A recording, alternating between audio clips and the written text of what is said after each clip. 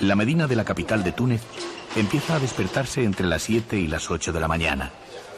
Hay que acercarse a ella muy temprano, antes de que los comerciantes abran las primeras tiendas, para ver cómo la ciudad que amanece sin vida va cumpliendo su ritual diario y descubrir así alguno de sus secretos antes de que el alboroto de las calles termine por ocultar su fisonomía.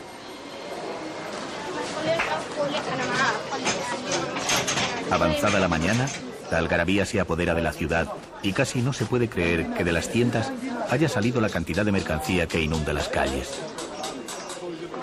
Dos travesías principales cruzan la Medina. De ellas parten multitud de callejuelas y placitas que cobijan mezquitas, edificios y los diferentes zocos.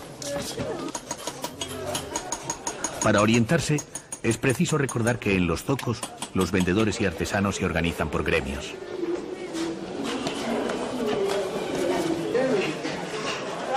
A lo largo de la calle principal se suceden los establecimientos que ofrecen objetos turísticos: cerámica, trabajos en cobre o madera de olivo, pinturas sobre cristal. Queremos conocer la Medina, dar un paseo por las tiendas y venimos buscando fundamentalmente el madera de olivo, que aquí la trabajan bastante bien y a precios muy buenos. Todo el trazado urbano tiene como centro la gran mezquita del Zeitún, que quiere decir mezquita del olivo. Fue construida en el año 732 y ha sido desde siempre el centro espiritual de la ciudad e incluso el cultural, ya que era una importante universidad islámica antes de la República.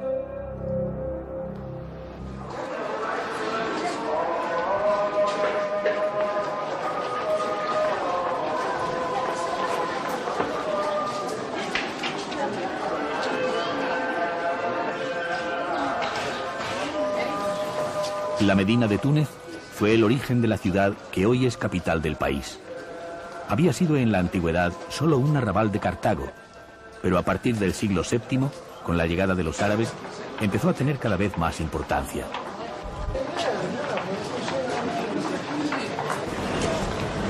En aquellos tiempos, la Medina de Túnez, como las demás ciudades árabes, cerraba las puertas de sus murallas por la noche.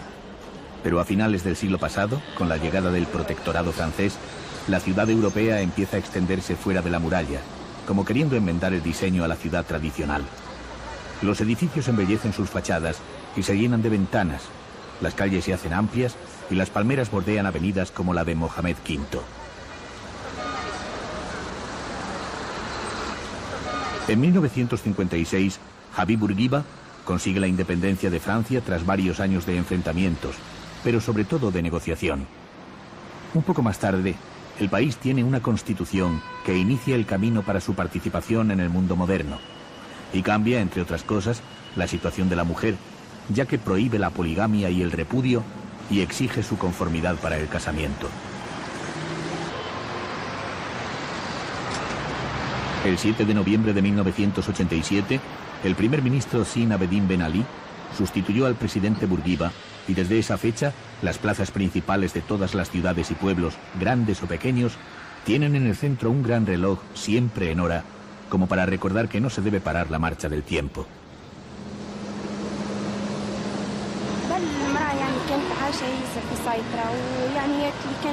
Ahora tenemos más oportunidades, dice Sonia y Emira, que han terminado el bachillerato y estudian informática. Reconocen que las mujeres tunecinas tienen una mayor libertad. Ya no tienen que quedarse siempre en su casa.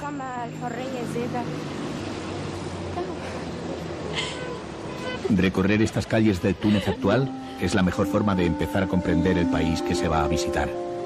Un país que habla árabe pero al tiempo es capaz de entenderse en francés, donde las mujeres se cubren totalmente con el velo o estudian informática. El paso de los días y el viaje descubrirá al visitante que en Túnez hacen un arte del matiz y que conseguir el equilibrio es un proyecto posible.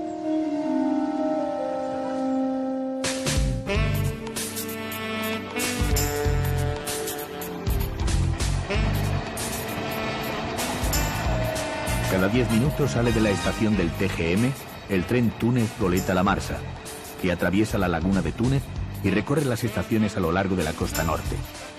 Es el medio ideal para trasladarse de una ciudad a otra y tener a mano todo lo que sucede en los alrededores de la capital. Uno puede ir a bañarse en las playas de La Marsa y a comer en un restaurante de pescado de la Goleta. Se puede pasar la tarde en Sidi Bou Said y asistir por la noche a un espectáculo del Festival de Cartago.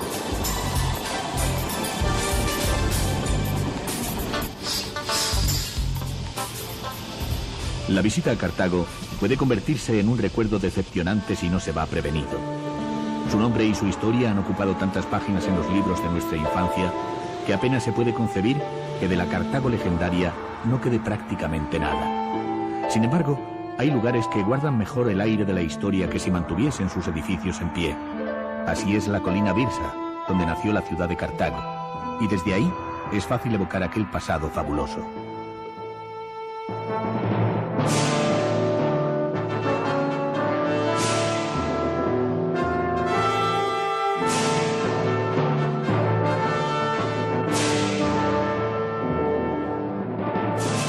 Los nombres anclados en nuestra memoria, Amílcar, Asdrúbal, Aníbal, recorrieron el mundo partiendo de esta colina, y su poder fue tan codiciado por los romanos que exclamaron implacables que Cartago debía ser destruida para siempre.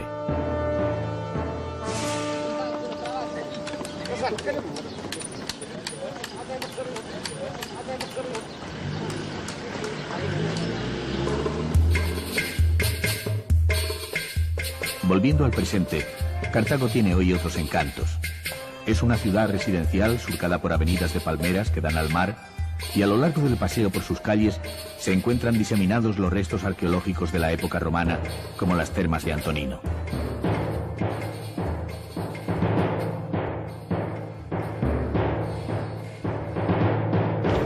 Las termas se construyeron frente al mar en el siglo II. Para entonces, la prohibición de edificar sobre la odiada Cartago ya había sido olvidada hacía mucho tiempo. Solo 100 años más tarde de la maldición, los romanos volvieron a levantar una ciudad sobre sus ruinas, que fue la capital de África durante varios siglos.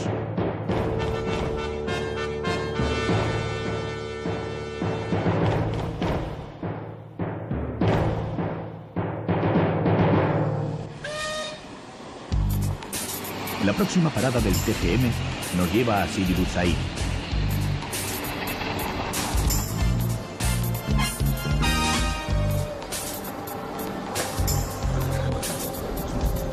Si Cartago es la evocación del pasado, este pueblo es el símbolo de la modernidad de Túnez, o quizá mejor, donde la tradición se actualiza. Como otros pueblos o lugares mágicos del mundo, este también tiene su descubridor, un aristócrata.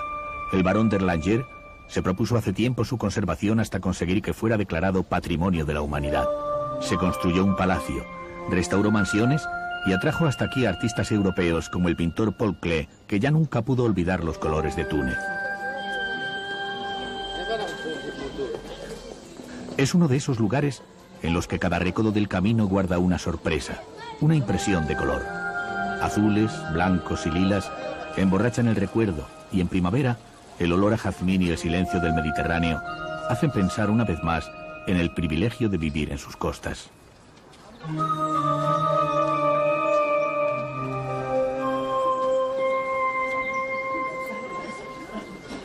No hay crepúsculo más bello que el de Sidi Bou Said. No hay más excitante borrachera de colores, ni recuerdo más añorado.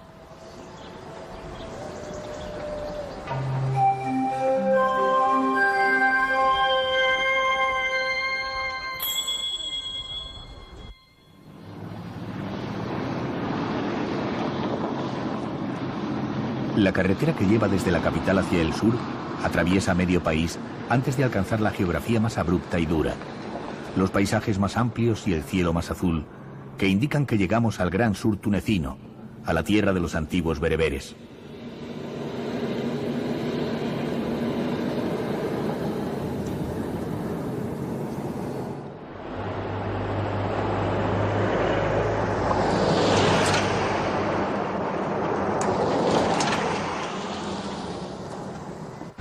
Tataouine es el núcleo urbano más importante de la región, y desde allí salen las carreteras que luego se bifurcan varias veces en pistas de tierra para acceder a los Ksar de la montaña y la llanura.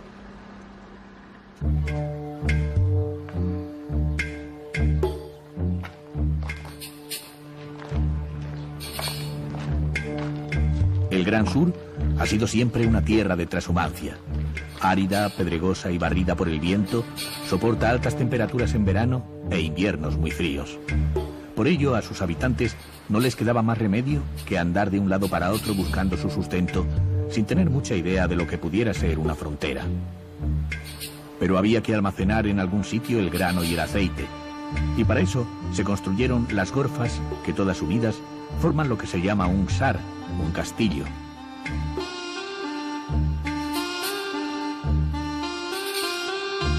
Las gorfas son cada una de las celdas donde se guardaba en diferentes nichos y vasijas el producto de la cosecha y los olivos.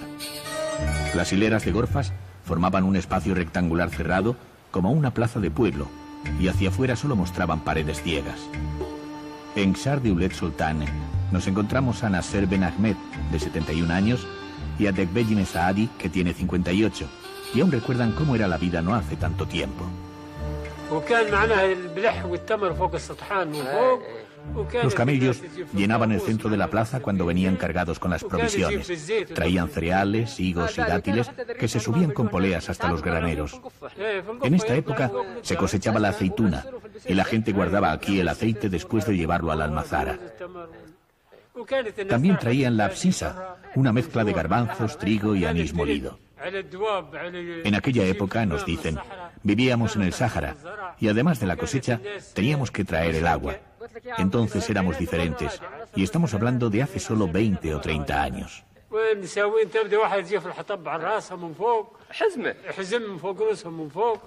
El tío Nasser también recuerda cómo las mujeres traían madera sobre la cabeza.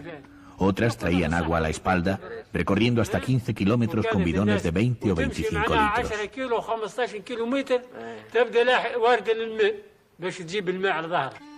Vistos desde fuera, estos ksar apenas se despegan del paisaje y quedan perfectamente camuflados, lo que era importante porque a veces, aparte de granero, debieron servir también como fortaleza donde cobijarse.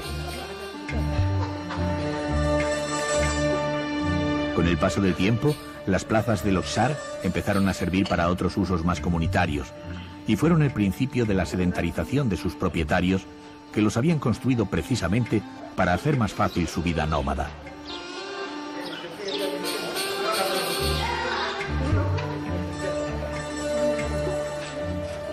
A la hora en que llegamos, la plaza de Sáhara está especialmente animada. No solo los hombres de más edad la utilizan para sentarse a charlar, sino que además está llena de niños uniformados que acaban de salir del colegio para la hora del almuerzo. Si el viaje coincide con la época escolar, este va a ser un encuentro habitual a lo largo y ancho del país. Actualmente, la escolarización de los más pequeños es obligatoria y prácticamente total en Túnez. Se les encuentra por todas partes, agrupados por edades, en su camino de ida o de vuelta al colegio, que se ha edificado en cada uno de los pueblos tunecinos.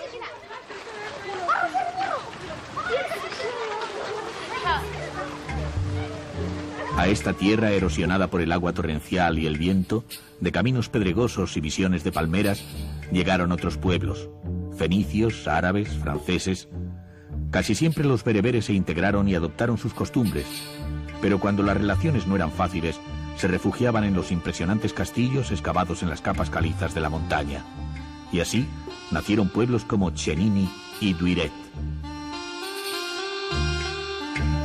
Actualmente, los habitantes del territorio, los descendientes de aquellos bereberes, se han ido mezclando con el resto de los tunecinos de otros orígenes. Y quizá por eso, la lengua bereber, que es de tradición oral, se va perdiendo y solo la hablan los habitantes de mayor edad de estos pueblos. También estos ksar de montaña, que cumplieron su papel en el pasado, se han ido abandonando y sus moradores se han trasladado a otros lugares más confortables, como ha ocurrido en Duiret, que cambió de emplazamiento pero dejó aquí a todos sus antepasados ante uno de los más bellos paisajes de la región de los castillos.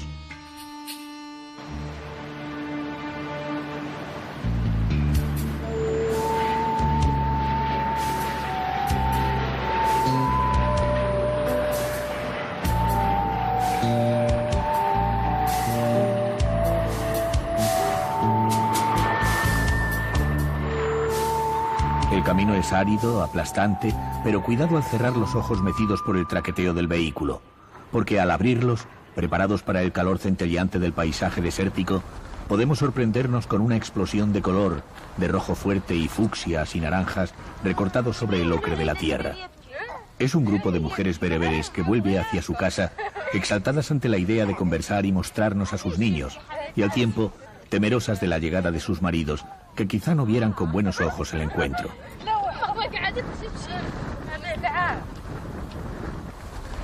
Siempre es una buena guía de comportamiento respetar las costumbres, y por eso, cuando encontramos un grupo de campesinos recogiendo la cosecha de un olivo, lo primero a hacer será pedir permiso al hombre para acercarnos y charlar con él y las mujeres. Tienen su casa en Tataouine, pero conservan en el campo esta pequeña finca con 8 olivos de donde sacan el aceite para su consumo.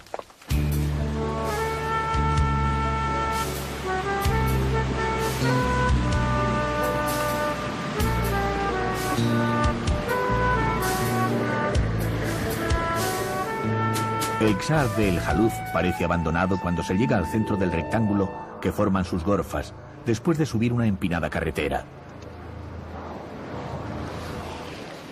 Pero no lo está del todo. Los campesinos de la población cercana acostumbran a llevar allí sus aceitunas.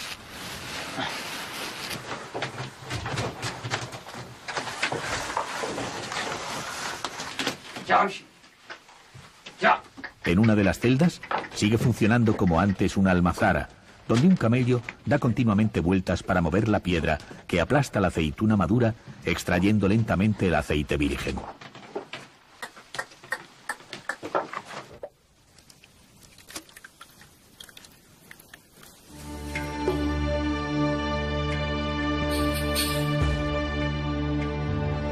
Atardece ya cuando se va de vuelta a Tataouine, y aún siguen encontrándose en el camino nuevos Ksar diferentes, como Ksar Hadeda, de paredes encaladas y calles laberínticas, donde las gorfas se han transformado en habitaciones de un curioso establecimiento turístico.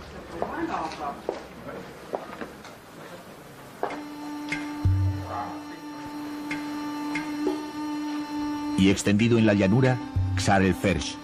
Allí, en mitad de su silencio, es posible percibir el murmullo de un orgulloso pasado, de aquel tiempo laborioso que se puede llegar a amar sin haberlo conocido.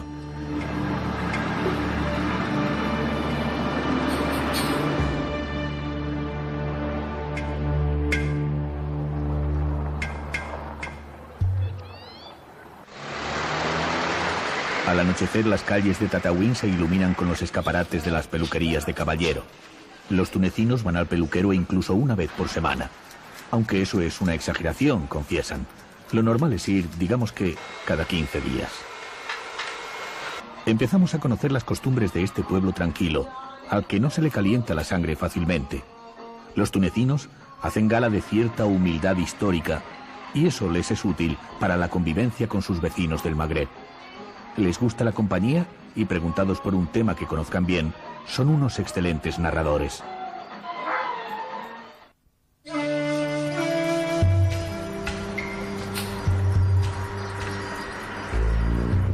No hay en las carreteras tunecinas señales de tráfico que indiquen precaución, paso de camellos.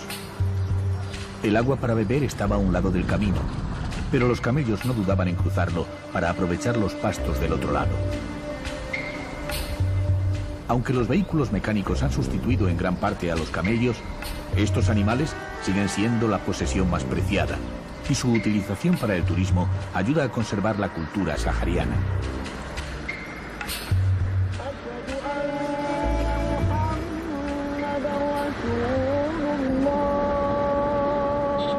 Poco a poco la tierra va convirtiéndose en arena en una lenta invasión apenas contenida. Estamos llegando a Dus, y al otro lado de la ciudad comienzan las dunas que son el preludio del Sáhara. Dus ha sido siempre un cruce de caminos. Es el lugar estratégico que comunica entre sí todos los itinerarios de Túnez. La plaza principal de la ciudad es un antiguo caravansaray, un refugio para las caravanas en viaje. Todavía hoy, si se llega a Dus un jueves, es posible asistir en esa plaza al mayor mercado de la zona.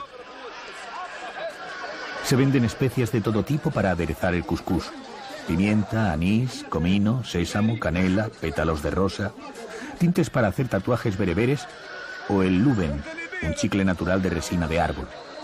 Salvando las distancias y las costumbres, se repite un escenario conocido. Pero hay algo en este mercado que produce una vaga sensación de diferencia. Quizás sea el afán con el que un hombre se dedica a discutir con el vendedor sobre unos calcetines. Les da la vuelta, los mira y los remira, se lo piensa, y al lado otros escogen artículos para la cocina. Entonces caemos en la cuenta de que en este mercado todos, vendedores, compradores o paseantes, son hombres. Jóvenes o mayores, con o sin bolsa de la compra, pero hombres.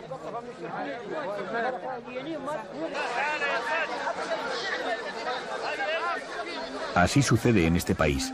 La mujer confecciona la lista de las cosas que necesita y es el hombre quien debe ir a comprarlas. ¿Por qué ha de molestarse la mujer en cargar con las bolsas? Volvemos a recordar que en Túnez lo importante es el matiz. Y quizá tiene el viajero que conocer más el país antes de aventurarse en conclusiones precipitadas. A este mercado, que es cruce de caminos, llegan productos de todas partes. Pero hay algo que solo se hace aquí y es el mejor recuerdo que se puede comprar: las zapatillas de Dus. Dicen los artesanos que las fabrican desde hace muchas generaciones que es el calzado adecuado para el desierto.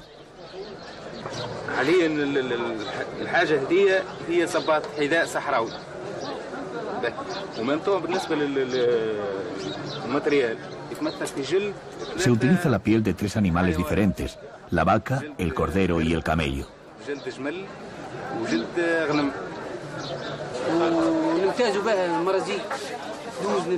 Jedidi Mohamed Ben Hassan, que tiene su tienda en el mercado de Dus, cuenta que se tardan 2 días en hacer un par de zapatillas, ya que el trabajo está hecho a mano desde el principio hasta el final. Entre otras ventajas, son frescas en verano y en invierno conservan el calor. Son ligeras y las pueden llevar tanto hombres como mujeres.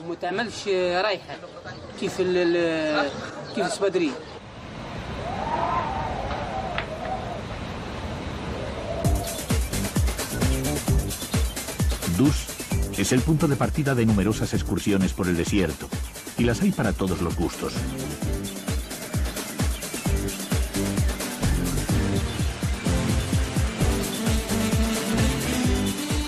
Desde viajes aventureros de varios días en coches todoterreno, hasta paseos de 1 hora a lomos de camello para ver el atardecer entre las dunas.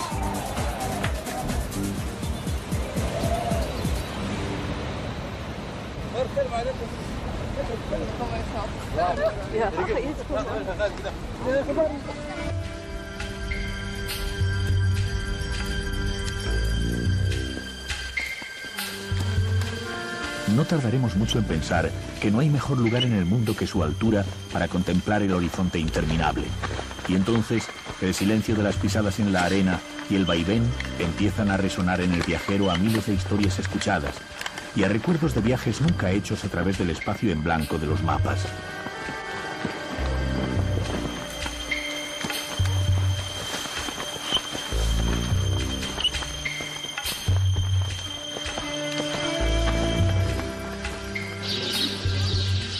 El recuerdo de esta parte del viaje puede ser una rosa del desierto, aunque solo sea porque es posible que esa que escojamos haya estado desde hace 100 o 150 años esperando que nos la llevemos a casa.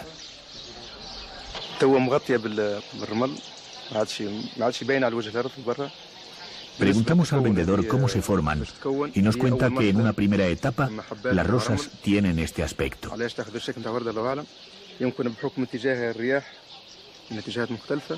Están compuestas de granitos de arena mezclados con la sal de los lagos salados. Luego, la acción del viento, el sol y el agua las va puliendo hasta darles apariencia de rosas.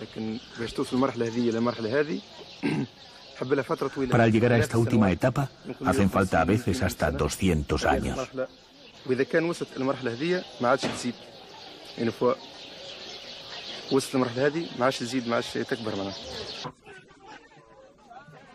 Tienen aún más años que las rosas del desierto. Son las tradiciones ancestrales de los pueblos beduinos. En Toser, en Tataouine, en Dus, puede coincidir la estancia con la celebración de un festival. Una vez al año, la población revive y recuerda su cultura. El tunecino, sobre todo el habitante del sur, descendiente de bereberes y nómadas, suele ser un orgulloso guardián de su pasado. Y en estas fiestas luce su antigua indumentaria. Los hombres rivalizan por la posesión del mejor camello, mientras las mujeres muestran las joyas tradicionales encantadas, hoy sí, de la atención del visitante.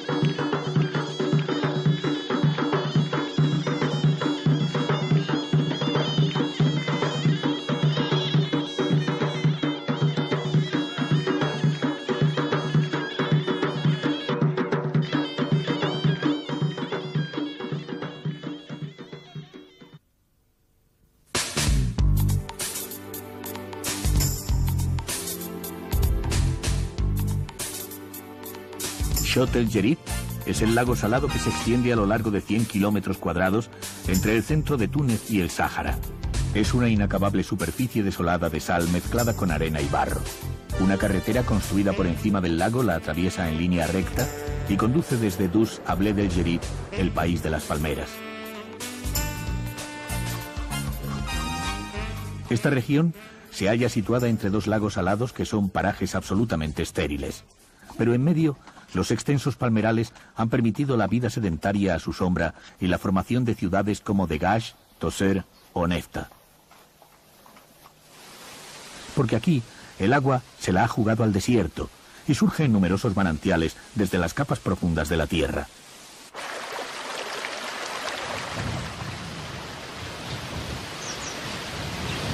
La palmera es el árbol del desierto, el único que puede desafiarle, ya que la altura la defiende de la invasión de la arena y sus raíces son largas y alcanzan las aguas profundas.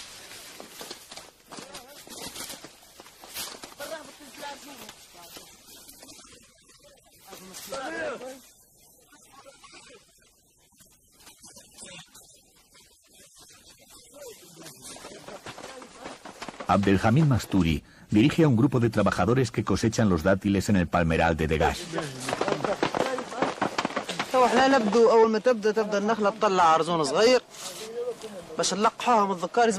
Al principio, crece en la palmera un manojo pequeño que hay que fertilizar. Tiene que cortarse la flor de la palmera macho y colocarse en la palmera hembra. Eso sucede en marzo.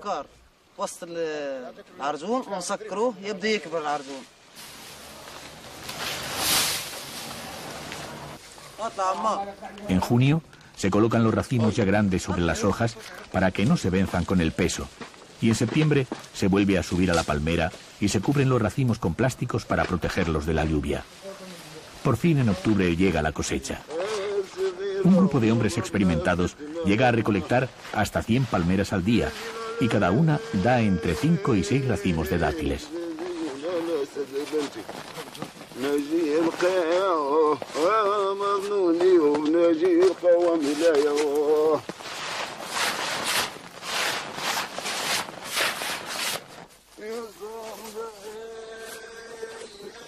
Abdelhamid cuenta que algunas variedades no valen para nada porque no maduran, Otras sirven de comida para el ganado. Esta, que llaman checheva, madura al cabo de 2 días, pero no se mantiene más de 1 o 2 semanas. En cambio, esta otra se conserva hasta 1 año.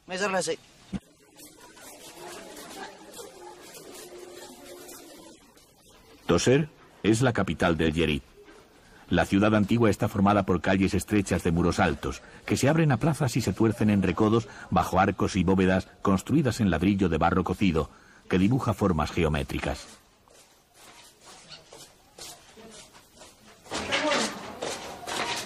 Al atravesar despacio estas calles, se tiene, como en ningún otro lugar de Túnez, la sensación de ciudad prohibida, de tiempo detenido.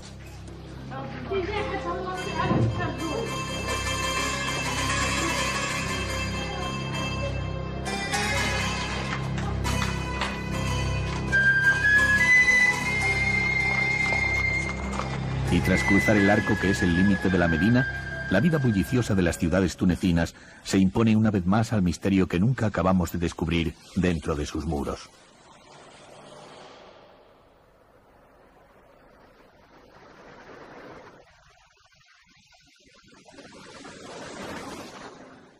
La carretera continúa hacia el oeste cruzando la llanura de Chott el Garsa y choca de repente con un macizo montañoso. Allí aparecen las manchas verdes de los oasis de montaña. Chebika, Tamersa o Midés fueron ciudades romanas, pero después cayeron en el olvido. Solo hace unos 25 años, el sociólogo Jean Duvignot realizó un viaje por estas tierras y las abrió de nuevo al mundo. Actualmente, las viejas ciudades están abandonadas y los habitantes se han mudado a nuevos pueblos construidos cerca de ellas.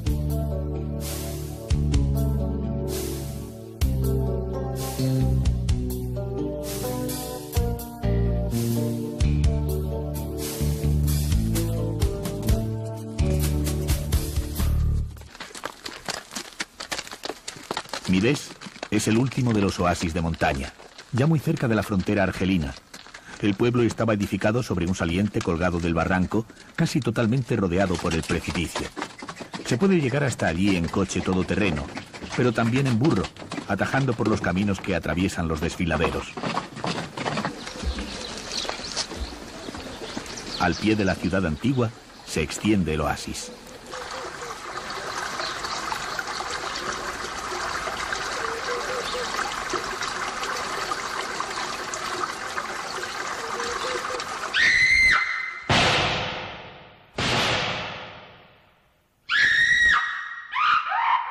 Un paisaje tan inesperado solo podía tratarse de lo que es, el rodaje de una película.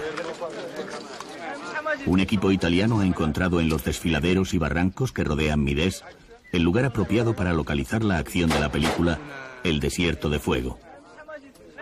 A lo largo del viaje, el visitante encontrará muchos lugares donde le cuenten que allí se rodó una película, desde la Guerra de las Galaxias hasta El paciente inglés.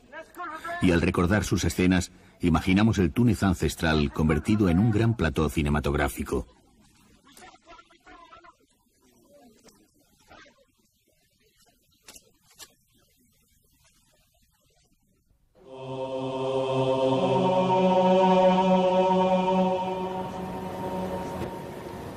La isla de Jerba está situada al sur del Golfo de Gabés. En su misma latitud, hacia el oeste, la tierra tunecina es el duro e impresionante desierto que acabamos de visitar. Y sin embargo, Jerba es un paisaje flotante de suave color verde que parece haber llegado navegando desde otra latitud.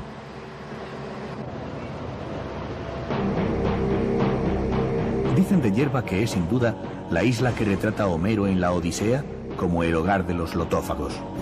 Cuando la expedición de Ulises cruzó estas tierras en su regreso de la guerra de Troya, los marineros, siguiendo la costumbre de los habitantes de la isla, comieron la flor del loto y quedaron sumidos en el olvido. No recordaban su hogar lejano ni quiénes eran, y solo deseaban permanecer en aquel lugar.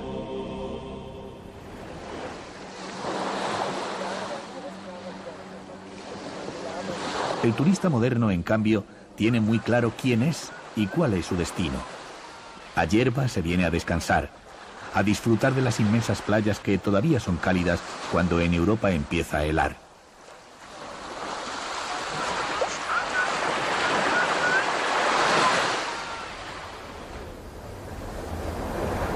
Los hoteles de la costa tunecina en general, y los de Yerba en particular, son respetuosos con el paisaje, y por eso han acordado que la altura de sus edificios no debe sobrepasar la de una palmera. En algunos casos, la arquitectura es especialmente bella, como cuando imita las viviendas típicas de la isla, los menseles.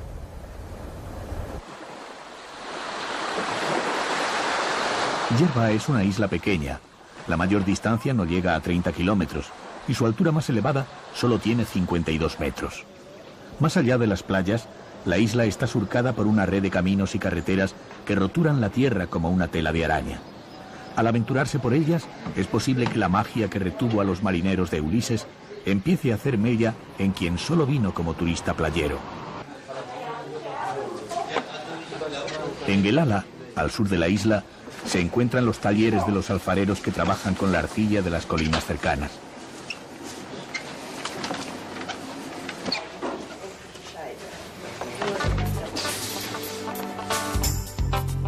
Seguimos el camino y poco a poco se va apoderando del viajero la sensación de estar ante un paisaje de juguete donde una mano caprichosa ha ido colocando los olivos y las palmeras, los menseles y las mezquitas, decenas de pequeñas mezquitas repartidas por toda la superficie de la isla.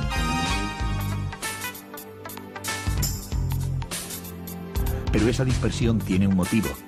La dificultad para el cultivo del campo por culpa de la falta de agua propició que la población se desperdigase y cerca de cada grupo de habitantes se construyó una mezquita.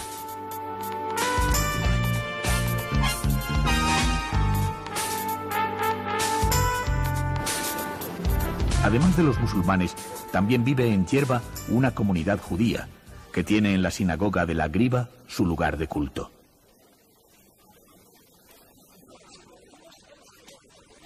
Humsuk es su capital. Su nombre quiere decir barrio del mercado. Y ese fue su origen. Era el mercado donde acudía toda la población diseminada por la isla. Los yerbanos tienen fama de ser buenos comerciantes, igual que los tunecinos del Sahel son políticos, los de Sfax, hombres de negocios, y los del Yerid, el país de las palmeras, filósofos o poetas. Haciendo honor a su fama, en Humsuk se organiza todos los días esta estrepitosa subasta de pescado.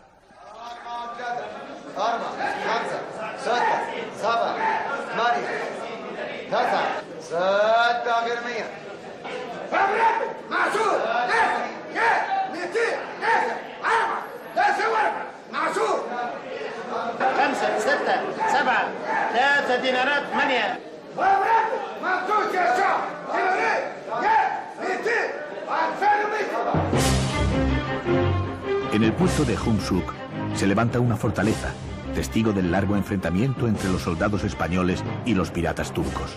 Estos, vencedores finalmente, levantaron en el lugar que señala el obelisco una pirámide con los cráneos de sus enemigos. Ya en el puerto pesquero llama la atención el trasiego al lado de los barcos. Cientos de cántaros agujereados se atan en largas ristras para ser utilizados en la pesca del pulpo.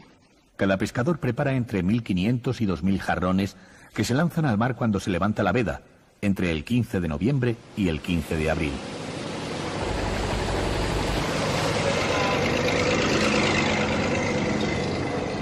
A Fechi el Jarabi le regaló el barco su padre, que era un viejo pescador que practicaba el oficio de su abuelo.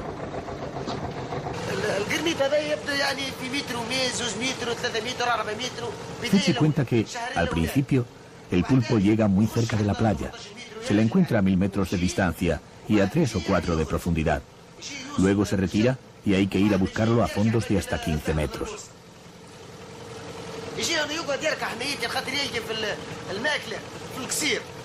El pulpo se acerca a la playa en busca de comida. Le gustan los pescaditos, los cangrejos y los moluscos que están cerca de la costa. Esto sucede durante 1 o 2 meses y entonces los pescadores van a por él.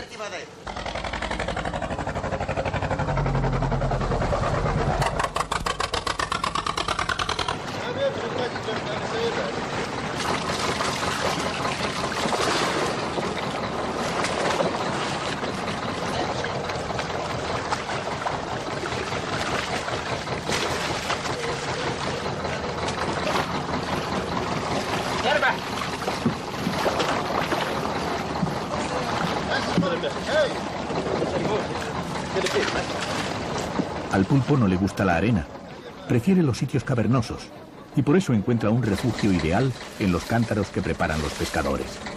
Cada barco señaliza el lugar donde lanzó su ristra de jarrones y cada día los retira, recoge el resultado de la pesca y los vuelve a lanzar.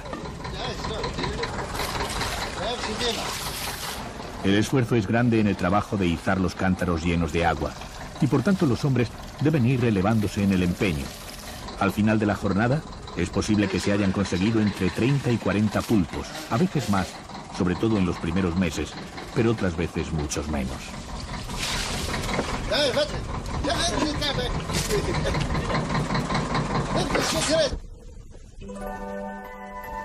Con el paso de los días y los encuentros, se corre el serio riesgo de entregarse al olvido y quedarse en la isla para siempre.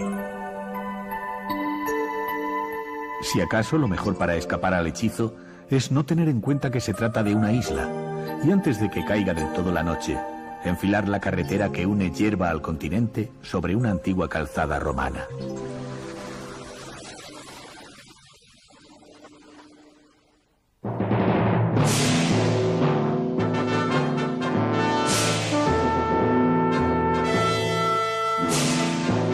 Uno de los aspectos menos conocidos de Túnez son los restos arqueológicos de la época romana que se encuentran a lo largo de toda su geografía.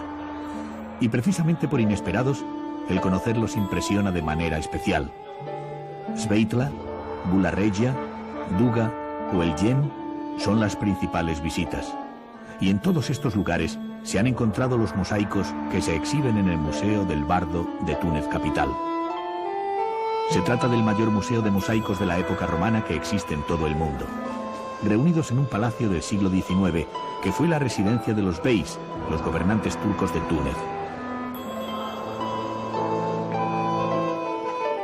En los dibujos, los dioses y los motivos mitológicos se mezclan con los hombres y las escenas de la vida cotidiana en la época romana, no tan diferente a la actual, ya que los trocitos de mosaico, perfectamente ordenados, nos devuelven al recuerdo los paisajes del Túnez que acabamos de visitar.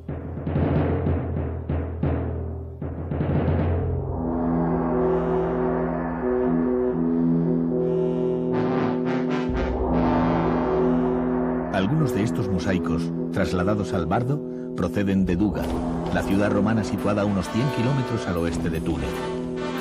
Su emplazamiento es magnífico, en lo alto de una meseta que domina amplias llanuras de cereales.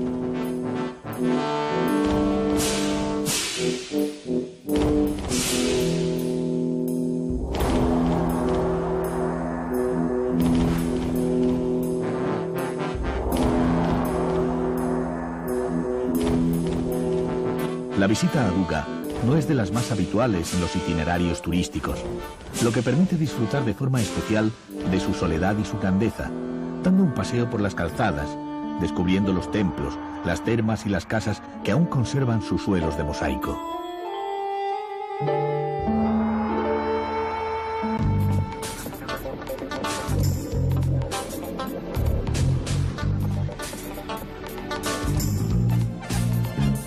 Aislado en la estepa tunecina que ocupa el centro del país, aparece como una visión el anfiteatro del Jem.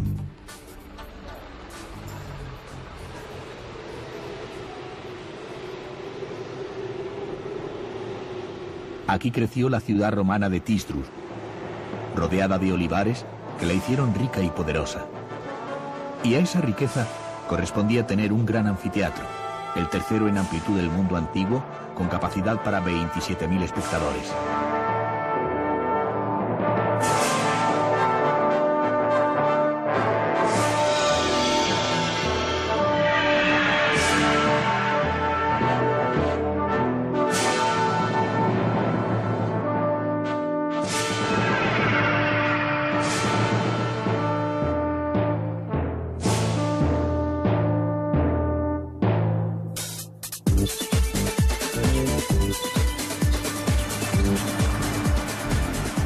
Al dejar atrás el Jem, de vuelta a Túnez capital, la carretera discurre entre los olivares de la región del Sahel. Es la comarca costera oriental, y a lo largo de ella se desarrolló el esplendor de la cultura árabe tunecina. En el siglo VII, el territorio de Túnez era una provincia bizantina que desde la época romana tenía la capital en Cartago, y en el sur habitaban los pueblos bereberes cristianizados. La expansión de los musulmanes llegó en ese momento a esta parte de África. Tardaron casi 50 años en derrotar a los bizantinos, conquistar Cartago y reducir a las tribus bereberes que les oponían resistencia. Pero en los primeros años del siglo VIII el territorio era ya musulmán.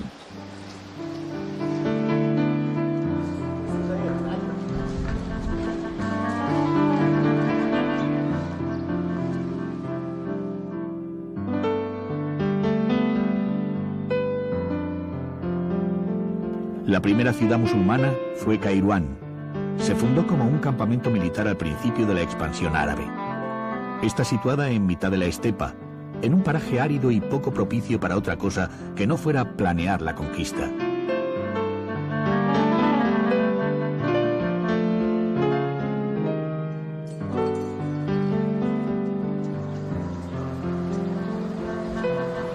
La gran mezquita de Kairouan, la cuarta en importancia del mundo islámico, se construyó al tiempo que la ciudad y desde entonces es el centro espiritual de Túnez. Prácticamente la totalidad de los 9 millones de habitantes de Túnez son musulmanes. La Constitución declara al país como un Estado no confesional, pero haciendo uso otra vez de su capacidad para el matiz, los tunecinos han llegado a soluciones consensuadas entre la tradición y el progreso. El gobierno es laico, pero hay un Ministerio de Asuntos Religiosos que regula las cuestiones del culto. Y en materia de costumbres, han llegado a acuerdos como declarar no laborable mediodía del viernes y medio del sábado, para complacer al tiempo a los religiosos ortodoxos y a los que quieren vivir a ritmo occidental.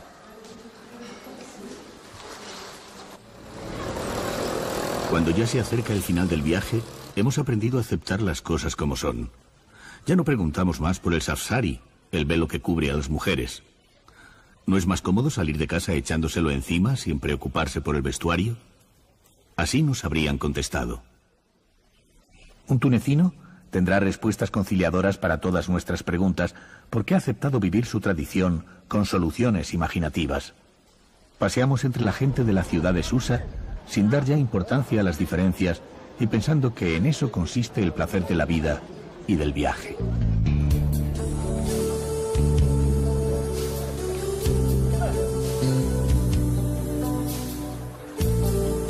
Un día de visita al Túnez musulmán puede terminar, por contraste, dando un paseo por los muelles del puerto deportivo de Port el Kantaoui.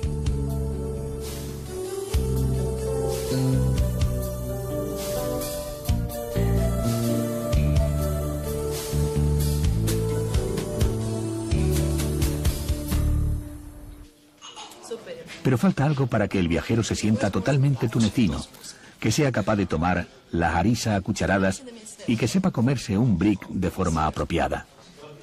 La harissa es el aperitivo más popular, una salsa picante a base de guindilla machacada con aceite, ajo y especias. Dicen que abre el apetito, y así será si uno consigue recuperarse después de probarla. El brick es una especie de empanadilla grande rellena de puré de patata, carne picada y, lo más importante, un huevo casi crudo. Si un joven es capaz de comerse adecuadamente un brick, sin derramar la yema del huevo ni mancharse, será considerado por los padres de su novia como un futuro buen marido. Si tiene esa delicadeza, sin duda tratará bien a su hija. Siguiendo el recorrido hacia el norte por la costa, se visita Hammamet, que fue precisamente el primer lugar que el turismo descubrió.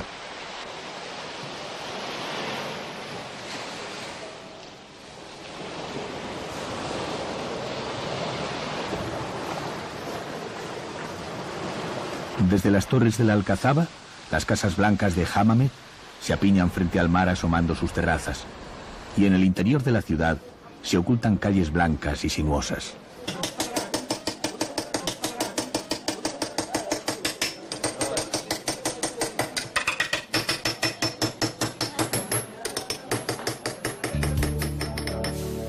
Antes de que se convirtiera en destino turístico, era una pequeña población de pescadores situada a unos 65 kilómetros al sur de Túnez, rodeada de interminables playas solitarias de agua transparente. A principios de siglo llegaron a Hammamet visitantes ilustres, artistas, pintores y escritores europeos que la eligieron como lugar de descanso e inspiración.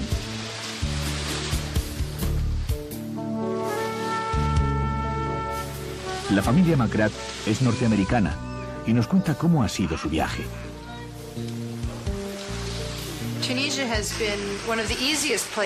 Piensan que Túnez es uno de los mejores lugares para viajar con niños. Desde que llegaron al aeropuerto, la gente ha sido muy amable, especialmente con sus hijos. Hoy estuvieron en el Jem recorriendo el Coliseo y los niños lo pasaron muy bien. Intentan variar un poco, no ir siempre a la playa y visitar también lugares históricos. ¿Y por qué te gusta estar al sol, Daniel?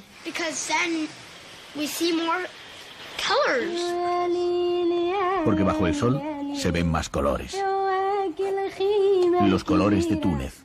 El azul de Sidi Bou Said, el blanco de los Afsaris, el verde pálido de Yerba, el rojo de las mujeres del Sahel, el ocre de los Sar de la montaña. Pero falta un color inesperado del que solo disfrutarán los viajeros que lleguen al extremo noroccidental de Túnez.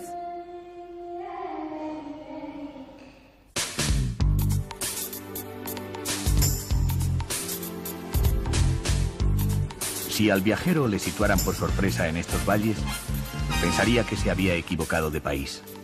Pero el verde intenso de la región de la Crumiria y la costa de Tabarca sigue siendo un color tunecino. La Crumiria es el macizo montañoso que se levanta en el noroeste de Túnez y alberga la mayor superficie forestal del territorio. Los pueblos y las aldeas se esparcen por las laderas de los valles y por primera vez vemos en Túnez casas con chimeneas y tejados rojos a dos aguas. En el bosque abunda el alcornoque y se ha desarrollado en la región una importante industria del corcho que proporciona puestos de trabajo a la población. El macizo montañoso desciende hasta la costa y da cobijo en una pequeña bahía a la ciudad de Tabarca.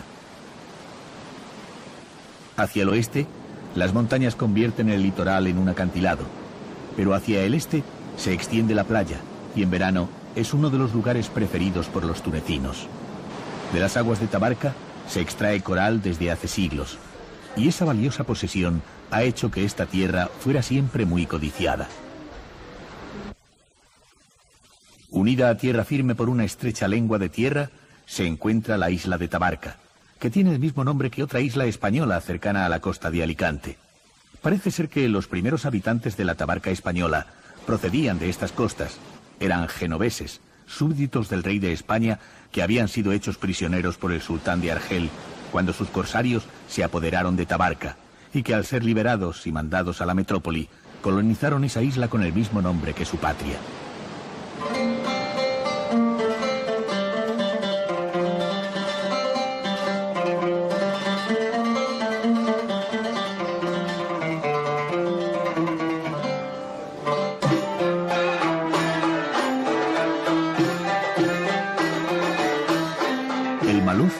Es la música clásica tunecina, instrumental o cantada.